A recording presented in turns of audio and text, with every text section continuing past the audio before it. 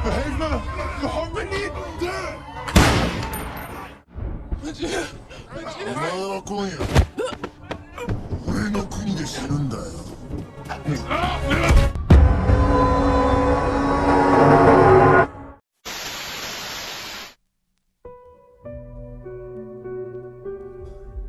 Hai seluruh, halo Sobat Movie. MD Picture baru saja mengeluarkan film terbarunya di tanggal 14 Juli 2022. Setelah mengeluarkan film KKN di Desa Penari, MD pun mengeluarkan film horor yang berjudul Ivana.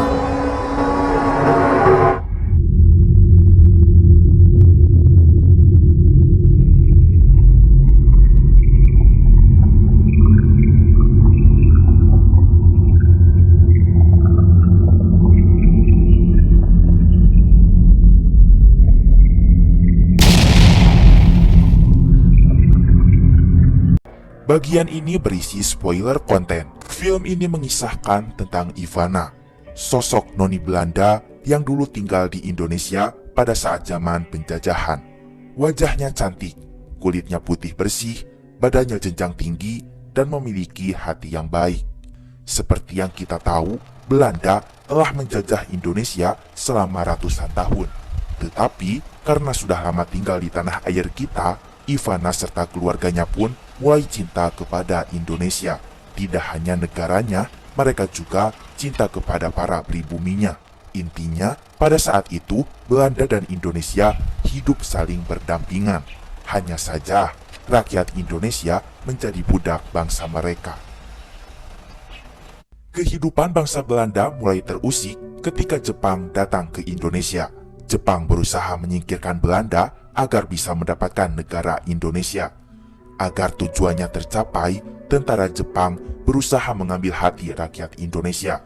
Mereka mengiming-iming akan membantu Indonesia untuk terbebas dari Belanda agar bisa merdeka. Padahal, Jepang mempunyai niat busuk. Setelah Belanda musnah dari Indonesia, maka Jepang pun akan menghabisi rakyat Indonesia juga. Dengan itu, maka Jepang akan menguasai tanah air kita. Saat itu Indonesia termakan ucapan-ucapan manisnya Jepang. Rakyat kita percaya Jepang akan membantu. Maka Jepang pun mulai tak segan-segan untuk menghabisi semua bangsa Belanda yang masih ada di Indonesia. Saat itu Ivana belum pulang ke negeri aslinya, yaitu Nederland, Belanda. Alasan dia tidak ingin pergi karena dia sudah cinta tinggal di Indonesia.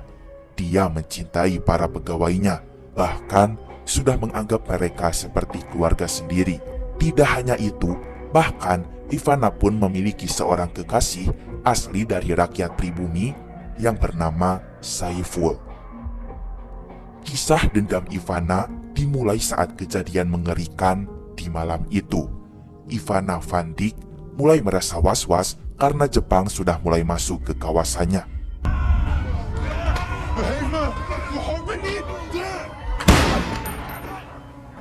Ivana menyuruh semua pegawainya untuk bersembunyi, termasuk kepada pacarnya, yaitu Saiful. Di teras rumah, Ivana melihat para warga Belanda sedang ditembaki oleh Nippon. Lalu, Ivana menyuruh semua pegawainya untuk kabur, karena di sini tidak aman. Begitu pula kepada Saiful. Tetapi, Saiful tidak mau pergi jika Ivana masih tetap berada di sini. Ivana memohon agar kali ini Saiful menurut kepadanya, biar ia sendiri yang menghadapi Jepang. Ivana berusaha melawan Jepang demi melindungi semua orang yang ada di rumahnya. Namun, Ivana hanyalah seorang perempuan. Kekuatannya tidak sebanding dengan para tentara Jepang yang memegang senjata api di tangannya. Jepang tak segan-segan akan menghabisi Ivana juga. Untungnya Saiful datang dan memukul kepala tentara Jepang itu menggunakan batu. Mereka yang panik masuk kembali ke dalam rumah. Di saat itu, hal tak terduga pun terjadi. Tiba-tiba, semua pegawai Ivana yang merupakan rakyat asli Indonesia keluar dari persembunyiannya. Mereka tahu para tentara Jepang hanya mengincar warga Belanda saja. Maka, supaya aman, mereka pun memutuskan membantu Jepang untuk menghabisi Ivana. Ya, mereka semua berkhianat. Noni Belanda itu pun akhirnya tertangkap basah oleh tentara Jepang sedang bersembunyi di dalam rumahnya.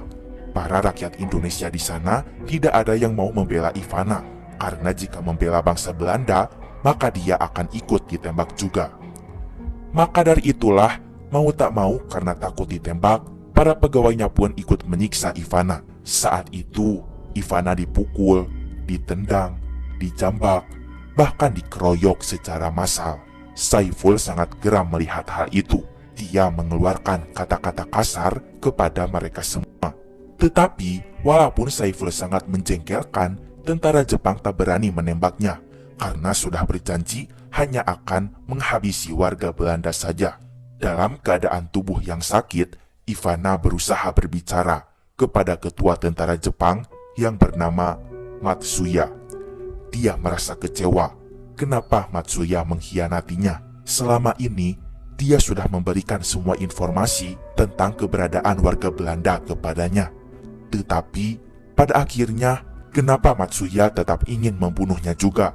Nah, adegan ini berkaitan dengan ending di Danur 2 Madah. Diceritakan, dulu Ivana memiliki seorang adik kandung laki-laki bernama Dimas. Walaupun keturunan Belanda, seperti yang kita tahu, keluarga Ivana sudah sangat cinta kepada Indonesia, sehingga menamakan anak bungsu mereka dengan nama orang lokal, yaitu Dimas. Hingga suatu hari, sahabatnya Ivana, yaitu Elizabeth, tertarik dan seketika jatuh hati kepada Dimas. Mereka pun berpacaran, tetapi ayahnya Elizabeth tidak merestui hubungan mereka berdua karena perbedaan pangkat ataupun kasta. Tidak main-main, ayahnya Elizabeth langsung menembak Dimas hingga tewas. Hal ini membuat Ivana marah. Adiknya meninggal begitu saja. Sejak dari itu, Ivana bermusuhan dengan Elizabeth, bahkan sampai di alam gaib Slur. Sementara Ivana menjadi dendam kepada bangsanya sendiri, yaitu bangsa Belanda, sehingga dia pun berkhianat dengan memberitahukan banyak informasi kepada para tentara Jepang. Sudah capek-capek mengkhianati bangsa sendiri, namun sayangnya Ivana malah dikhianati pula oleh Jepang.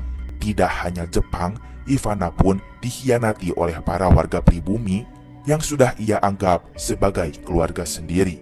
Di sini kita bisa tahu jika kehidupan Ivana dipenuhi oleh pengkhianatan. Di saat akhir-akhir hidupnya, Ivana mengucapkan sebuah janji, yaitu setiap tetes darah saya yang menetes tidak akan membuat hidup kalian mudah. Ivana pun murka. Dia berusaha melawan. Matsuya seketika mengeluarkan samurai yang sangat tajam. Samurai itu pun menebas lehernya Ivana, hingga kepala Ivana pun buntung Slur. Saiful histeris melihat kepala Ivana sudah terpisah dengan tubuhnya. Singkat cerita, Saiful pun membawa jasad Ivana ke dalam bangunan yang ada di samping halaman panti ini. Kemudian, di ruangan basement, Saiful memutar lagu Belanda kesukaannya. Di saat itulah, Saiful menyemen jasad Ivana agar selalu terkenang. Jadi di dalam patung tersebut ada jasadnya Ivana. Nah, itulah kisah kelam dari sosok hantu Ivana. Kemudian film pun berpindah ke tahun 1993 dan juga berfokus kepada Ambar dan Dika, sepasang adik kakak yang baru saja menjadi yatim piatu. Mereka pun memutuskan untuk kembali ke panti asuhan, tempat mereka dulu dibesarkan. Latar waktu di film ini adalah masa-masa menjelang Lebaran. Karena liburan Lebaran, rumah panti pun menjadi sepi karena semuanya pulang kampung Slur. Di sana hanya ada Nenek Ani, Oma Ida, Kakek Farid, terus ada cucunya Oma Ida, yaitu Arthur, kemudian pengurus panti, yaitu Agus dan Rina, dan mereka berdua ceritanya pacaran Slur. Singkat cerita, Ambar dan Dika pun sampai juga di panti. Mereka disambut dengan baik. Diceritakan Ambar ini memiliki masalah dalam penglihatan. Dia masih bisa melihat, namun tak sejelas orang pada umumnya. Ya, hal ini karena bantuan operasi mata yang dilakukan beberapa waktu yang lalu. Sebelum operasi, Ambar tidak bisa melihat apa-apa. Kamu buta? Masih bisa lihat, tapi nggak sejelas orang lain nih. Tetapi setelah operasi itu, Ambar menjadi sensitif dengan penglihatannya. Dia selalu melihat bayang-bayang mereka yang tak kasat mata. Dan ternyata seluruh panti asuhan itu adalah bekas rumahnya Ivana di zaman dulu.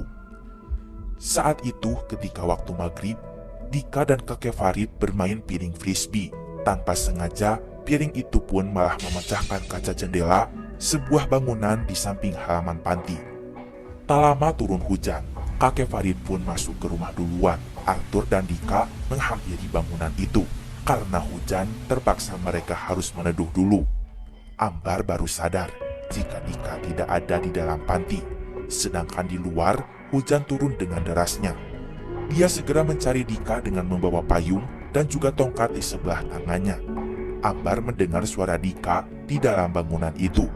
Dan akhirnya mereka pun bertemu. Ambar bertanya ini ruangan apa. Namun tak lama, seketika lantai yang diinjak Ambar roboh. Sehingga ia jatuh ke bawah. Ternyata ada basement rahasia di bangunan ini. Arthur tampak terpukau karena di basement ini banyak barang-barang antik peninggalan bangsa Belanda. Tetapi Ambar merasa curiga. Dia terus berusaha meraba-raba sebuah benda yang ada di hadapannya. Benda itu seperti patung, namun tidak berkepala. Semenjak mata Ambar dioperasi, Ambar jadi sensitif sama hal-hal yang orang biasa nggak bisa lihat. Arthur dan Dika pun merasa takut ketika melihat patung itu. Lalu tak lama, Agus datang dan mengajak mereka semua ke panti karena sebentar lagi buka puasa.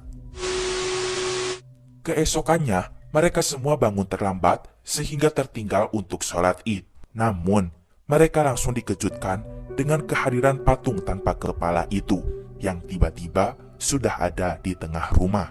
Mereka semua saling menuduh atas pelaku yang sudah membawa patung ini ke dalam rumah.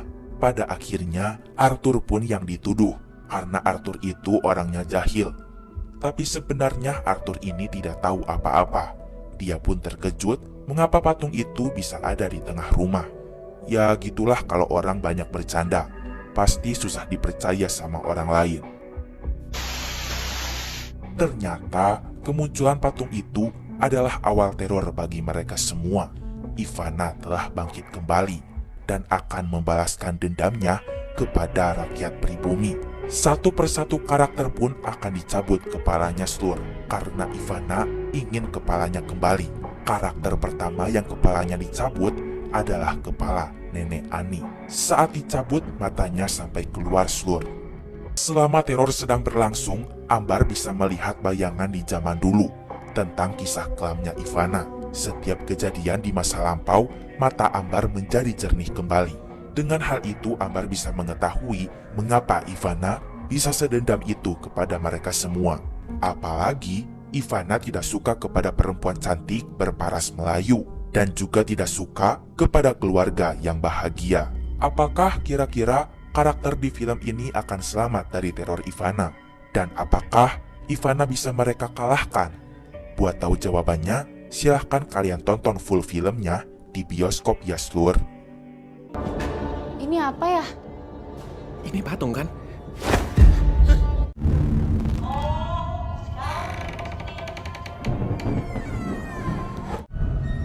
Kak, kayaknya patungnya gerak, Kak.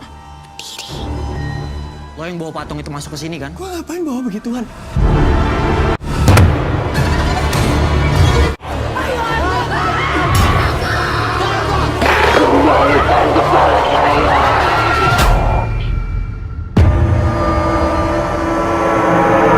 Banyak yang Mamang suka dari film ini.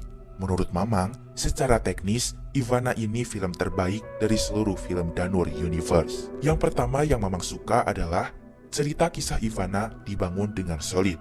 Penuturan ceritanya pun tertata begitu rapi dari awal sampai akhir. Lalu, Mamang sangat mengapresiasi kepada Kimo Stambul karena banyak adegan transisi antara zaman dulu ke zaman sekarang. Namun, dengan hebatnya, Kimo bisa membuat transisi itu dengan sangat mulus, dengan hanya mengandalkan pergerakan kamera saja. Kemudian penjelasan masa lalunya Ivana pun dikemas secara epik, yakni dengan siluet dari pantulan sorotan senter dan pergantian pandangan kebutaan Ambar. Cara seperti ini memberikan warna baru bagi perfilman horor Indonesia. Untuk urusan darah-darahan atau sadis-sadisan mah, Kimo gak usah diraguin lagi lah. Dari film Ratu Ilmu Hitam sampai film Ivana pun, Kimo selalu sukses membuat adegan-adegan sadisme. Overall, semuanya hampir sempurna. Hanya saja, saat menonton filmnya, Mamang berharap mendapatkan plot twist yang lebih lagi. Tapi ternyata ceritanya mengalir begitu aja. Mungkin sesuai dengan kisahnya Ivana. Mamang kira karakter Agus dan Rina itu jahat karena mereka melarang semuanya untuk pergi dari panti asuhan itu. Dan Mamang juga sempat ngira tokoh polisi di film ini gadungan yang merupakan sekongkolan dari Agus dan juga Rina. Mereka berusaha untuk membangkitkan Ivana. Tapi ternyata ceritanya nggak kayak gitu. Jadi buat film ini, Mamang kasih nilai 8,5/10. Nah, itu dia review Mamang untuk film ini. Ivana adalah film recommended untuk kalian tonton di weekend ini. Setelah 5 hari tayang, film ini pun sudah tembus 1 juta plus penonton seluruh. Oke lah, segitu dulu aja segmen review kali ini. Mamang pamit dulu, keep enjoy, and see you.